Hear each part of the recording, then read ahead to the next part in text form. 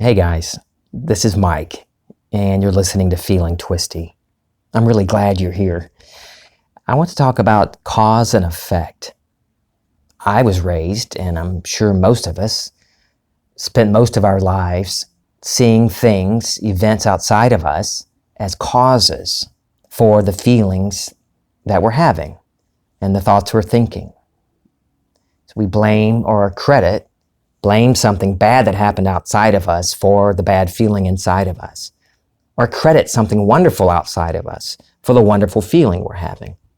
And in this chapter, I love how Neville very simply explains how the reverse is actually true.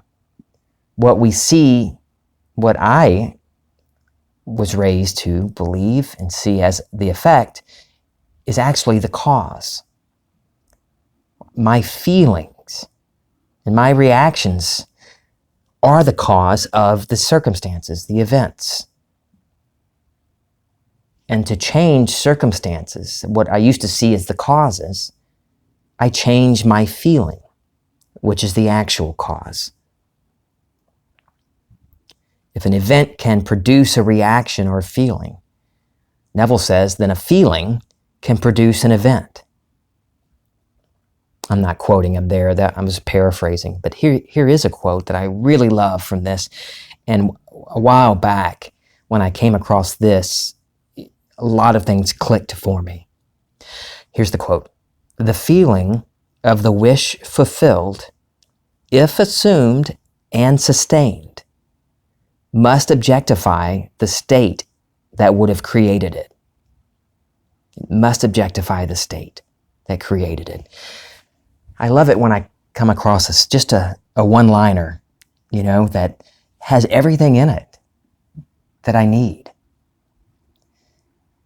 The feeling of my wish fulfilled.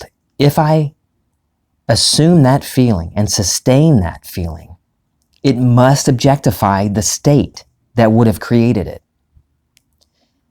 Back early on when I first started studying Neville, even though I saw big things happen, healings and other things happen, I was troubled by some terminology. And it's the word state.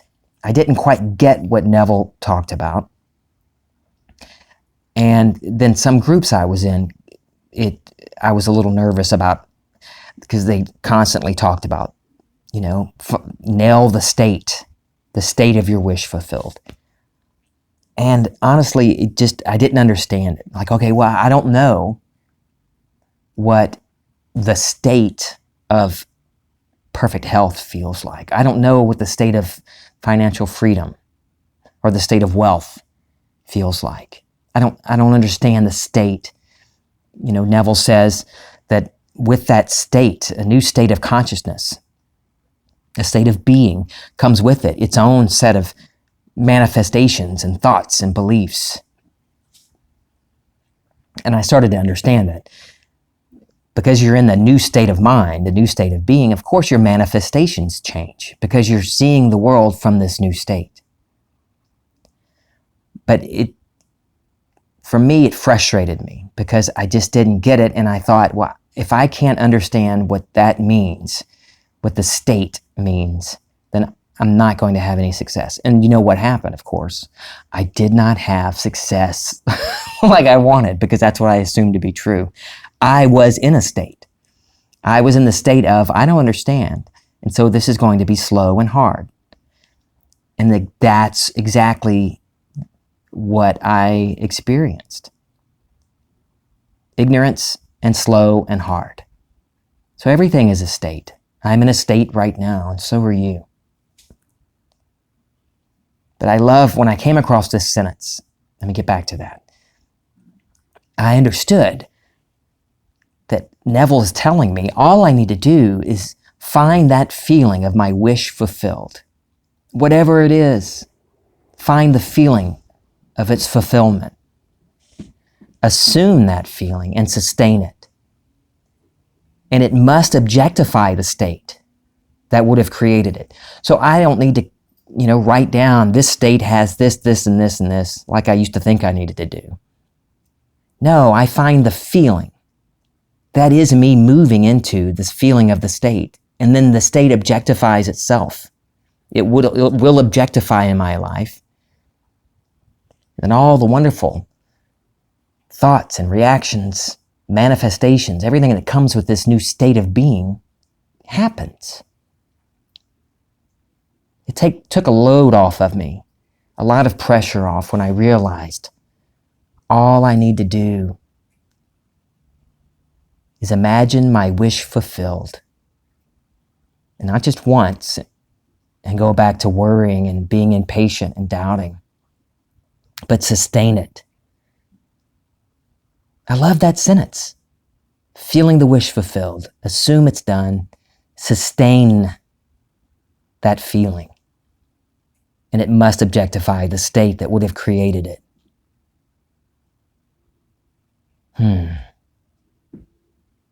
And like I've been talking about specifically in the last couple of episodes, about whether it's specific or general, it's what, if you've assumed the reality of it, that it is yours, until the point of it becoming natural to you, you sustain that feeling throughout the day and night by noticing your inner dialogue, noticing where your thoughts go and your reactions.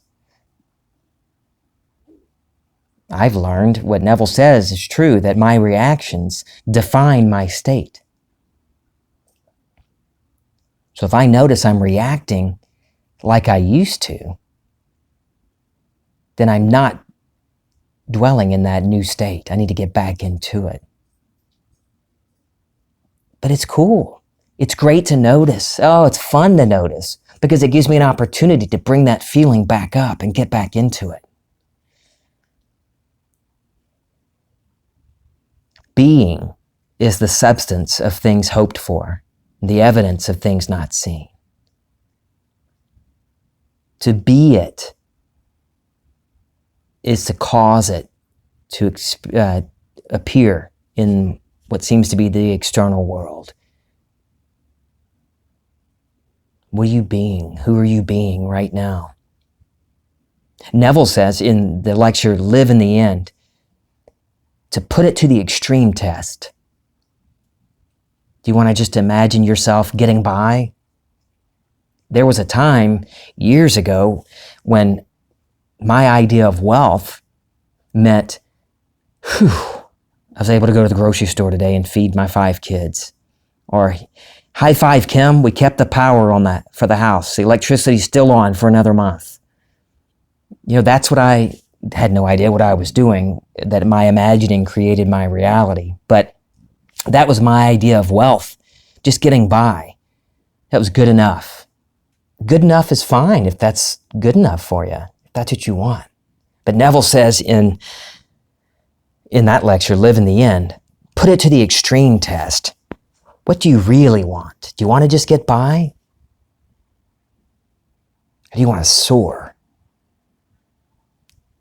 Do you want to push through and have a life that's unrecognizable to this one that you're in right now?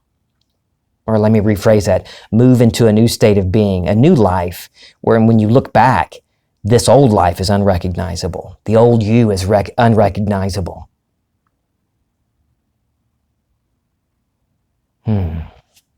What do you want? How would your partner see you if you were healed? How would your friends see you if, you were financially set, if you were secure, if you were wealthy? How would they see you if you're the guy or woman that picks up the check happily when you all go out to eat? There was a time when I used to have, I think there's a Geico commercial, a Progressive commercial that makes fun of this. The guy with alligator arms, and they're sitting at the table. Oh, I'll get the check. Yeah, I'll pick it up. I just can't reach the check, hoping somebody else picks up the tab. I used to do that. I'm just talking about images to use and feelings to bring up. That feeling of wealth, feeling of health. When you're thinking about your wish fulfilled, whatever it is, what are some things that come to mind? How would my family see me? How would I see my family? What would they say if they heard of the good news? What would it feel like to be looking back at my wedding photos with my wife in 5 years? Neville makes it so simple. He just asks you, what do you want? What is it you want to experience? Well, imagine a scene with you seeing it through your own eyes, a first-person, present tense experience. Some scene that would imply your wish is fulfilled, that it's already fulfilled. Or simply ask yourself, how would I feel if I were that already? How would I feel if I've been healed? How would I feel if I've been financially free? How would I feel if we're already back from vacation, from that big trip we've always wanted to go on, and now we're planning our second big trip? I can't tell you what that feels like for you. I know what it feels like for me, the feeling of my wishes fulfilled. What's it feel like to you? Well, that feeling that's coming up from within you and making your toes tingle, maybe the hair stand up on the back of your neck in excitement, or maybe it's just this well-being, this sense of, oh, yeah, this feels good. I got this. Go with that feeling. Don't listen to me to tell you what the feeling should be, if it, what should be, how your body should be responding. What's the wonderful feeling that you're having? And when you ask yourself, how would I feel if I were that already? Now you maintain that feeling. Maintain that feeling, that sense of doneness. Maintain it until it becomes natural to you. And those feelings that you're sustaining must objectify the state that would have created it. You're feeling, now you know and you realize you're putting it to work in your life. Your feelings, your sustained assumption is the cause, not the reverse. For so long, I didn't see it that way. But it doesn't matter. Anything in my life from my past that, I wish I would have done that differently. I don't judge it. I can revise it and respond in love in places where I responded in unlovely ways.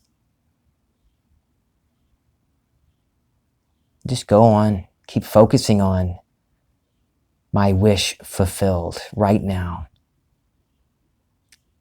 Just because you have never been good with money or have never been trained in online businesses or any type of financial training doesn't mean you can't be financially successful.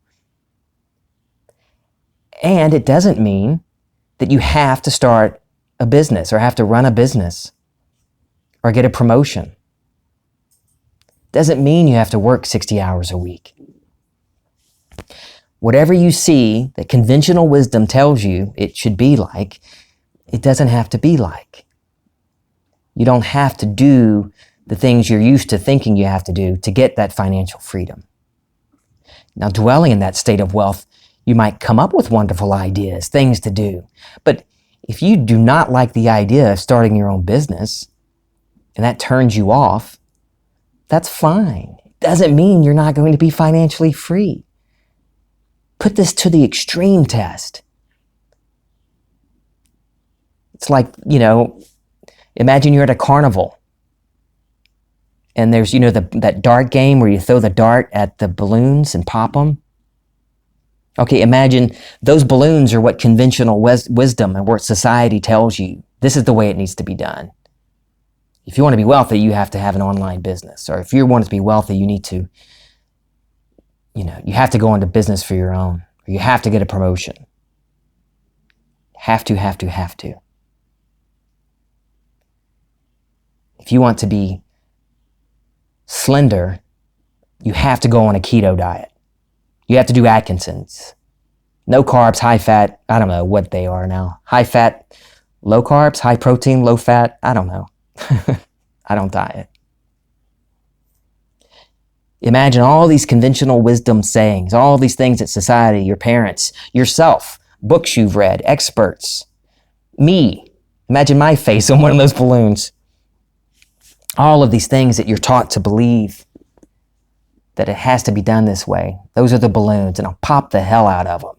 Pop, pop, pop. Say goodbye to conventional wisdom. Trust your imagination. If you have a passion for a particular business, go with that. That will spring up. The ideas and the how to get to that point comes up from within you. It always starts within you. So forget conventional wisdom. Forget what any expert says. Even New Thought experts, Neville Goddard experts. You are your only true cause.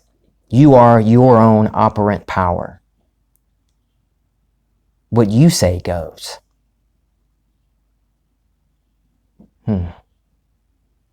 I used to think some things weren't possible.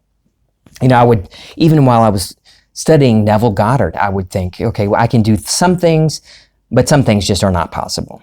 Some things have to be done the old way, the good old-fashioned way. Like, I can manifest little bits of money, bonuses here, surprise checks there. I can manifest someone donating me money. Here, Mike, because I like your face. Maybe winning a scratch-off ticket. I don't do those, but those are examples. Things, I could manifest the little things. I can manifest, imagine up getting through this month and paying the bills. Phew, I did it. Okay, but if I want real money, I'm going to have to do this and that.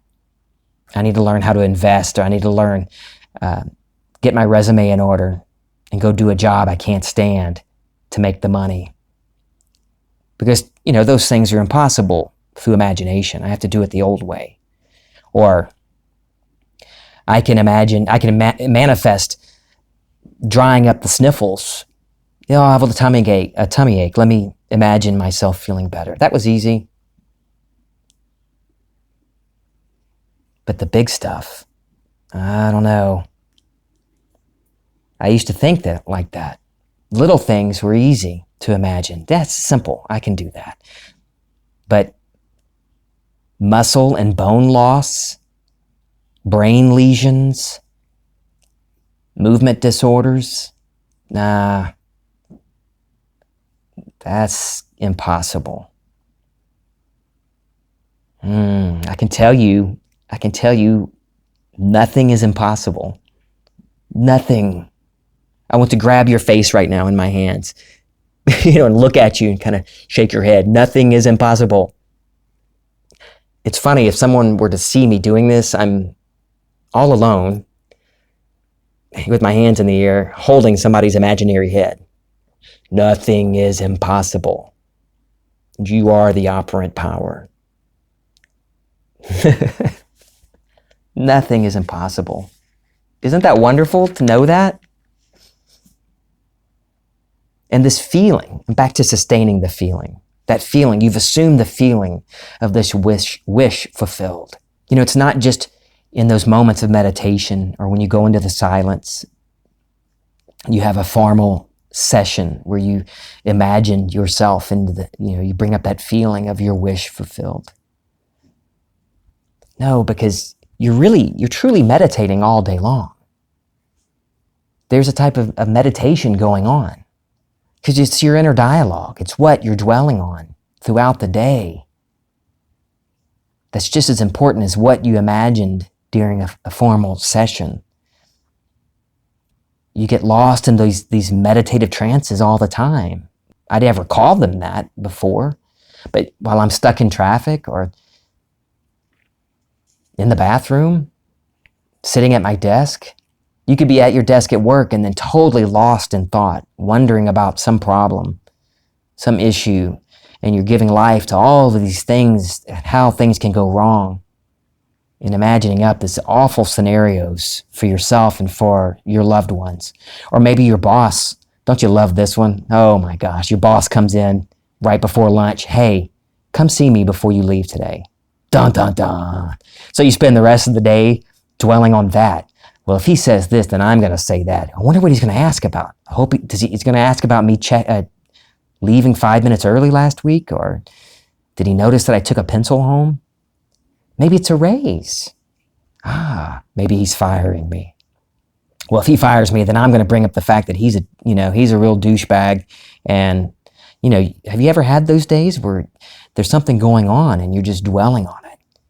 Even while you're doing mundane tasks, cleaning the house, data entry at your desk, driving your car, you're lost in thought, dwelling on things, and maybe events that happen or events that you think could happen or should happen to yourself or to someone else.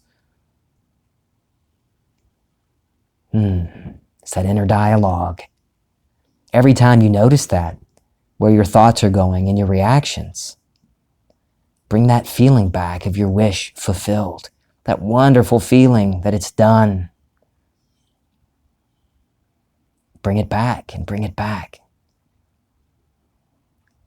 That's you getting back into that state.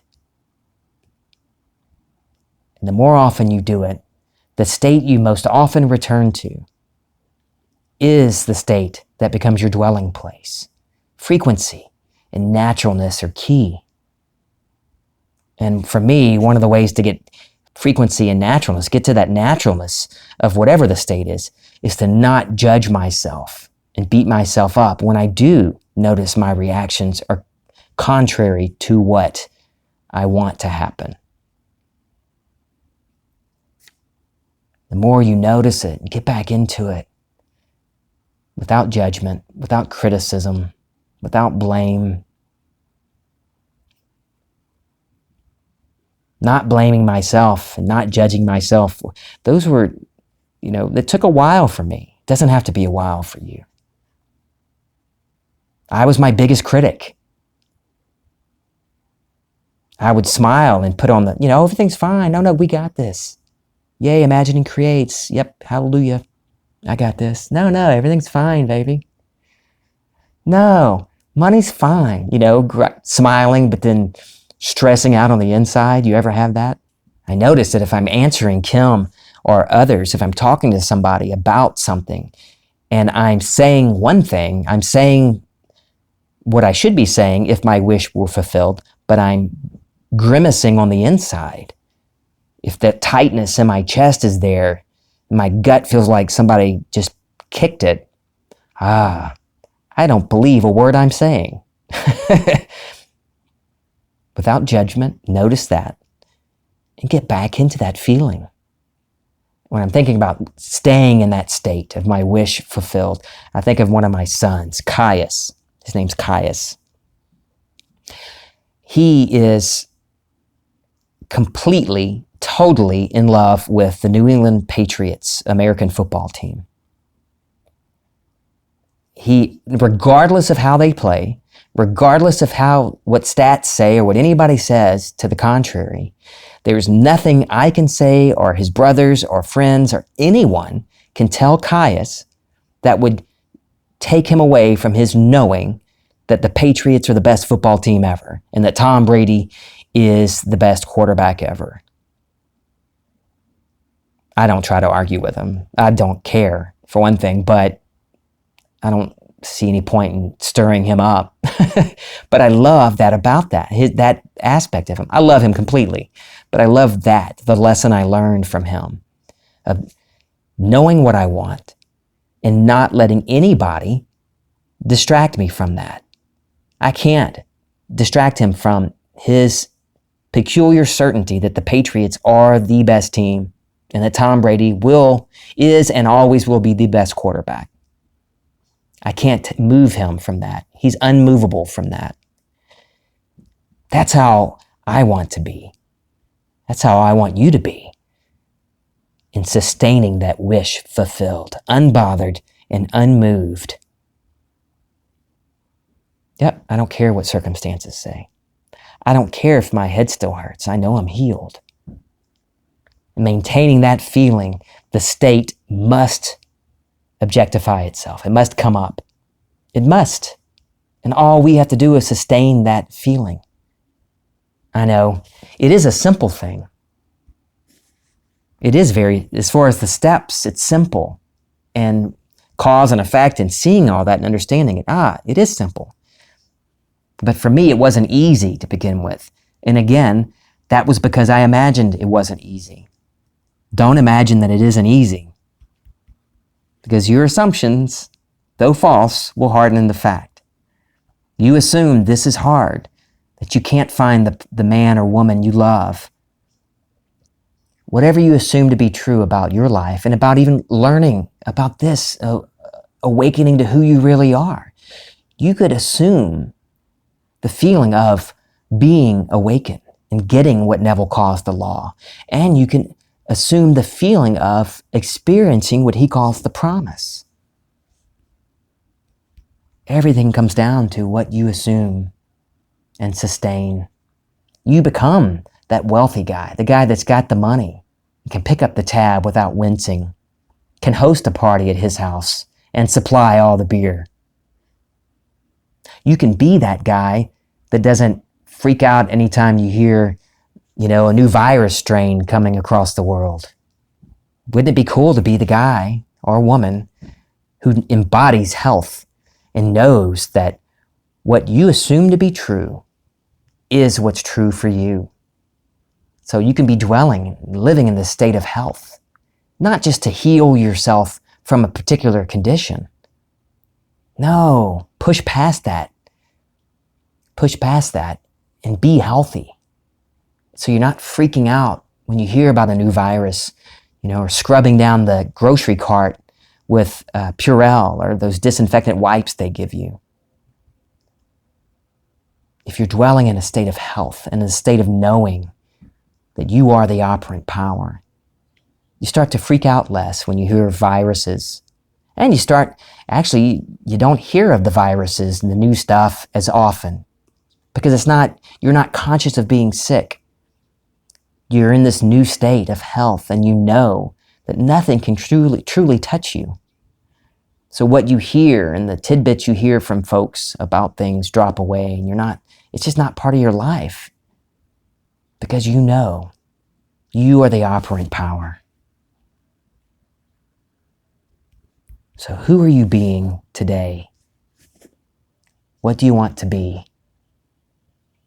I love you guys. Thank you so much for listening. Shoot me an email. Send me your questions, comments, maybe something you want me to talk about on here at feelingtwisty@gmail.com. I love you guys. This is Feeling Twisty.